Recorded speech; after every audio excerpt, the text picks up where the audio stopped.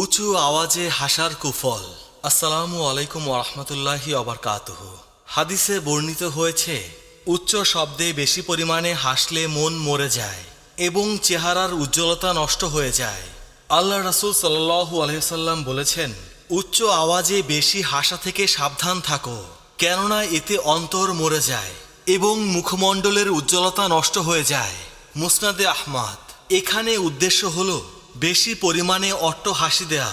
এটা বিভিন্ন দিক দিয়ে ক্ষতিকর, তবে মাঝে মধ্যে উচ্চ আওয়াজে হাসা দোষণীয় নয়। আল্লাহ রাসূল সাল্লাল্লাহু আলাইহি ওয়াসাল্লাম কখনো কখনো উঁচু আওয়াজে হেসেছেন, কিন্তু তিনি অধিকাংশ সময় মুচকি হাসতেন। ওমর রাদিয়াল্লাহু তাআলা আনহু বলেন, যে ব্যক্তি বেশি পরিমাণে আওয়াজ করে হাসে তার ব্যক্তিত্ব বোধ কমে যায়। ইমাম মাওয়ারদি বলেন, উঁচু আওয়াজে হাসার অভ্যাস মানুষকে গুরুত্বপূর্ণ কাজে অমনোযোগী করে দেয়। বিভিন্ন সমস্যা ও সংকটের মুহূর্তে মনকে বিক্ষিপ্ত ও ভীত সন্ত্রস্ত করে তোলে।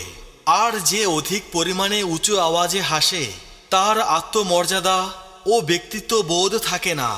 বৈজ্ঞানিকভাবে প্রমাণিত হয়েছে, অট্টহাসি মানুষের হার্ট অ্যাটাকের অন্যতম কারণ মানুষ যখন হো হো করে অট্টহাসি হাসে তখন তার শিরা উপশিরায় উত্তেজনা বৃদ্ধি পায় এবং দেহের রক্তচাপ বেড়ে যায়।